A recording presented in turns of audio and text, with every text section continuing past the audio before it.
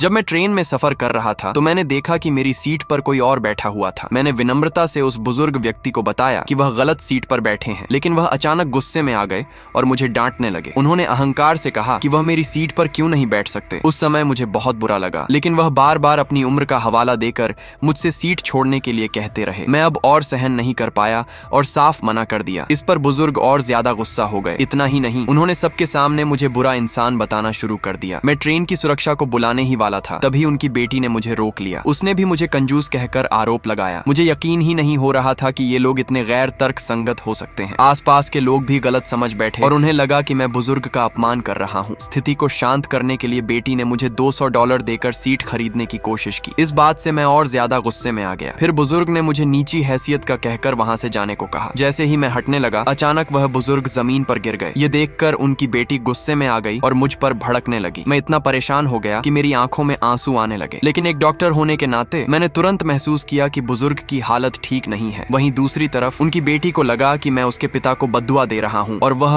और गुस्सा हो गई। तभी उसके सहायक ने उसे रोका, क्योंकि वह पूरी घटना का लाइव स्ट्रीम कर रहा था। बुजुर्ग ने यह देखा और तुरंत ज्यादा दर्द का नाटक करने लगे। बेटी ने भी मासूम बनने का नाटक करते हुए रोना शुरू कर दिया और लोगों से कहा कि उसके पिता को मुझ जैसे व्यक्ति ने परेशान किया है। इसी बीच ट्रेन अटेंडेंट वहां पहुंची और मामला शांत कराने की कोशिश की, लेकिन उसने मेरी बात सुनने के बजाय लाइव स्ट्रीम वीडियो देखकर मुझे ही डांट दिया। अचानक स्थिति पलट गई जब उसी सहायक ने अटेंडेंट से डॉक्टर बुलाने को कहा। तभी एक यात्री ने मेरे बैग में रखा मेडिकल आईडी देखा और सबको बताया कि मैं ही डॉक्टर हूँ। उसी समय मेरे भाई ने यह घटना ऑनलाइन देख ली और तुरंत वहां पहुंच गया। जब मैं खुद को पूरी तरह असहाय महसूस कर रहा था, तभी वह समय पर आया और मेरे लिए खड़ा हो गया।